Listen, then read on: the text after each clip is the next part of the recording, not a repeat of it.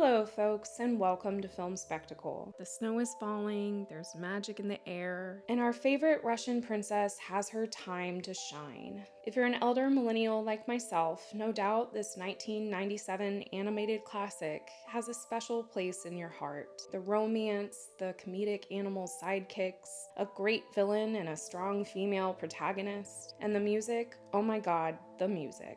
But when you start to look past the Disney princessified fairy tale and beyond the magic and beautiful melodies, what you're left with is propaganda that, although subtle at times, is reinforcing Western narratives about the Russian Revolution, romanticizing the royals, ignoring the conditions leading up to the revolution, all while framing communism and socialism as the big bad boogeyman. So let's get into it. Produced by 20th Century Fox Animation, a top competitor to Disney Animation at the time, and directed by Disney alums Don Bluth and Gary Goldman, Anastasia stars Meg Ryan, John Cusack, Kelsey Grammer, Christopher Lloyd, Hank Azaria, Bernadette Peters, and Angela Lansbury, and it truly feels like a Disney Renaissance film. Based off of the play, which then became the 1956 film Anastasia with Ingrid Bergman and Yul Brynner, this animated version adds musical numbers, fantasy elements, and the villain Rasputin, but keeps the overall story basically the same. The film opens on the Grand Tricentennial, a celebration of Tsar Nicholas Romanov II and his royal family. And here's where we first meet young Princess Anastasia. We get a glimpse of royal life before revolution, an enchanting time with elegant palaces and grand parties, until it all comes crashing down by wicked Rasputin. We anxiously watch little Anastasia make a harrowing escape as she tragically leaves her family behind. Now, obviously, we're in historical revisionism territory here, considering she escapes, but I want to highlight the very deliberate decision to change Anastasia's age in this opening sequence. To be more historically accurate, Anastasia would have been a 16-year-old teenager when the revolution began, not an 8 or 9-year-old girl like the film is presenting. And though this may seem like harmless character design, changing her age here serves a very crucial purpose. The large, bright blue eyes, the playfulness in her movements, and her precious little voice. Anastasia is given a halo of childhood innocence, which helps shape audience sympathy towards her and the royalty she represents. We see the coming of the revolution entirely from this little girl's perspective, which not only dramatically heightens the tension in the sequence, but it provides a stark contrast to the old, decrepit Rasputin, our antagonist here. We next pick up with Anastasia 10 years after the events of the Tricentennial, and because she escaped her dark fate in the revolution, she grew up in a Soviet orphanage instead. Anastasia, now Anya, has no memory of her royal Russian roots, and we hear through song how much she wants to connect with her family and her past. But we don't just get Anya's I Want song here, we get a Soviet people's I Want song and rumor in St. Petersburg leading up to it. The streets of Soviet Russia are abuzz with rumors of the long-lost princess, and sing about their desire to return to life under the Romanovs. So just as Anya has developed a full-blown case of amnesia, this film and much of Western propaganda wants us too to have amnesia regarding life before the Russian Revolution. So let's go back for a moment.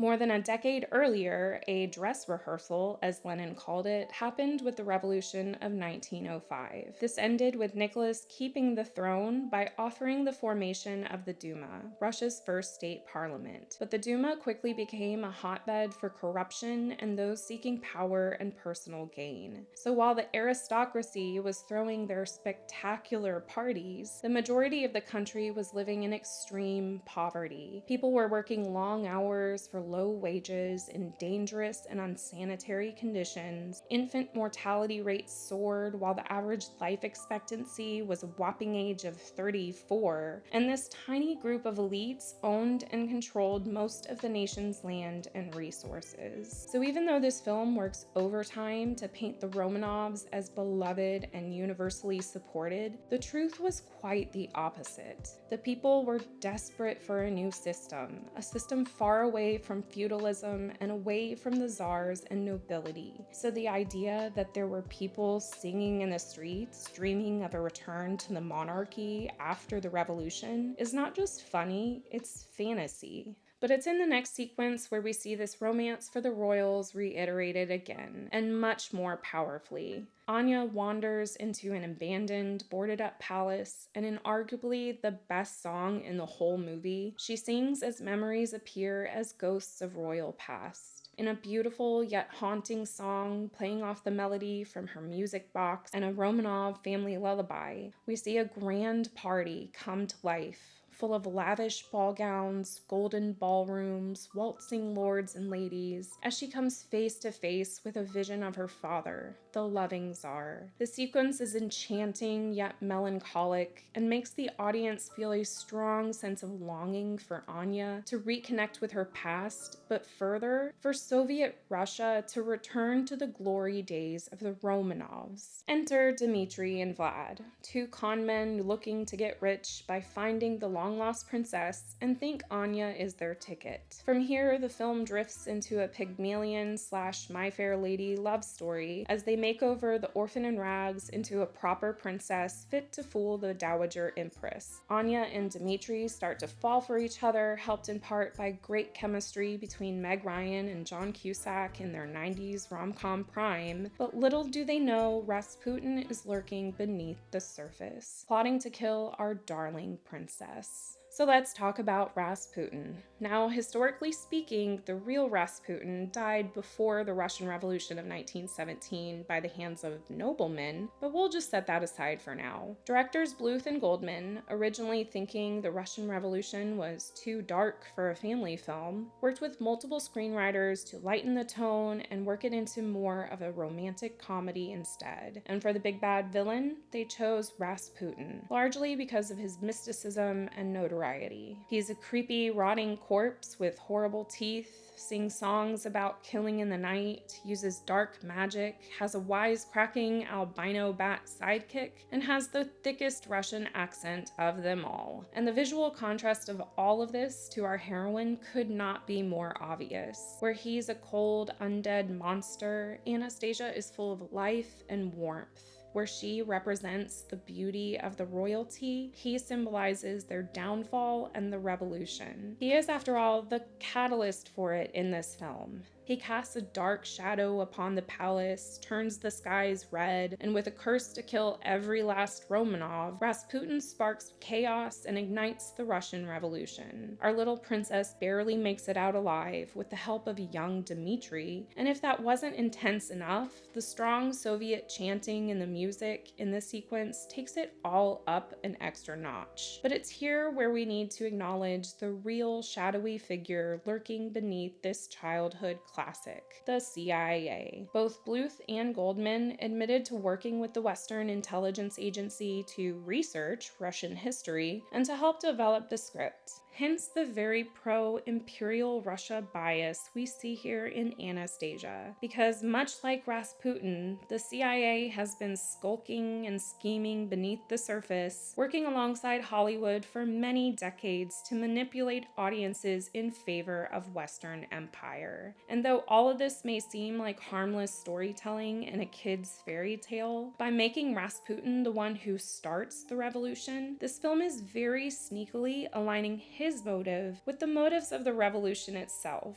reducing it down to one man seeking revenge on the Romanovs, when the reality is that communists, socialists, anarchists, people from all walks of life from all across the country collectively came together to overthrow the royalty in one of the most powerful revolutions in all of human history. So through film sorcery, the character Rasputin is being used to obfuscate the origins of the Russian Revolution, to trick the audience into siding with the oppressive royals through his villainy, and to frame the revolution in a strictly negative light by becoming the ugly face of it. But let's get back to our princess. She's strong and independent, charmingly authentic, and ultimately saves herself in the end to live happily ever after with her boo. And where the 1956 film left it ambiguous whether she was the real Anastasia or not in the end, the 1997 animated classic confirms her authenticity every step of the way. So here's where we need to talk a little about Anna Anderson, the Anastasia imposter that this was all very loosely based around, and one particular moment in the film. When Anya finally meets the Dowager Empress, memories come flooding back. The two embrace as long-lost relatives, and Anya fulfills her character arc in a sincere, tearful scene. Compare this, though, to the account of Anna Anderson meeting the Grand Duchess Olga Alexandrinova, the real aunt of Princess Anastasia, in Berlin in 1925, who knew within moments that she was looking at a complete stranger. Then in October of 1928, after the death of the real Dowager Empress, 12 of the Tsar's closest living relatives signed a declaration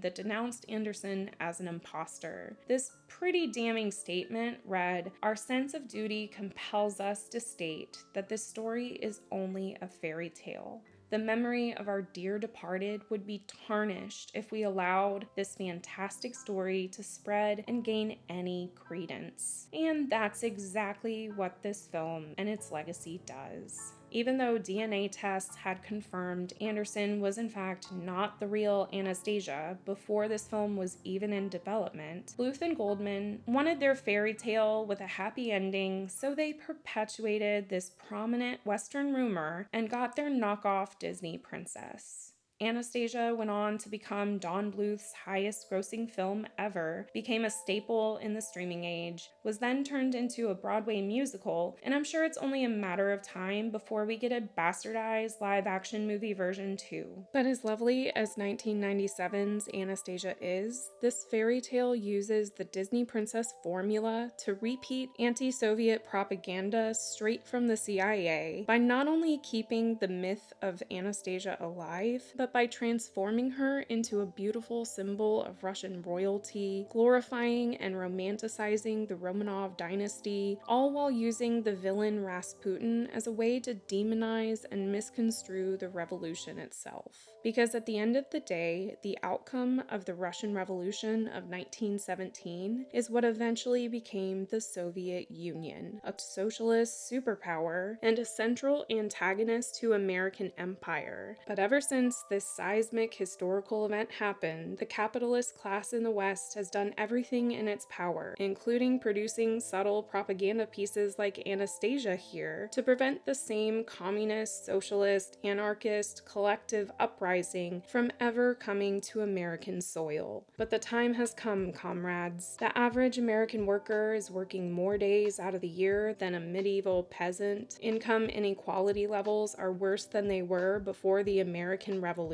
when you take into account slaves. And instead of old-fashioned slavery, we now have modern-day slavery, with US prisoners working for cents on the dollar in the most incarcerated nation in the world. Homelessness in America increased 18% in 2024 alone, leaving more than 770,000 Americans without any stable shelter. Birth rates are declining while food insecurity is rising, and credit card debt is ballooning, with $220 billion of it coming from just medical debt, all while our country sends billions of dollars overseas to fund our Ukraine-Russia proxy war and the genocidal terrorist state of Israel. So instead of using our nation's wealth to lift the many out of poverty, or to take care of Hurricane Helene victims in Appalachia, or to make this country better in any material way for working class Americans, our money is being sucked up and siphoned into the hands of these unelected rulers, who, just like Nicholas Romanov II, think they have the divine right to rule over the masses. And we will stay on this dystopian, authoritarian hellscape timeline we're in unless we collectively come together and reclaim this country as our own. And if you think this all sounds overwhelming and impossible, then just try to take a step back and take a look at our Exhibit A here, the Russian Revolution and the fall of the Romanovs, one of the biggest victories in human history that has had these oligarchs shaking in their boots ever since. And though there is a massive propaganda machine working 24/7 to convince you otherwise, a new system far away from this feudalism is entirely possible.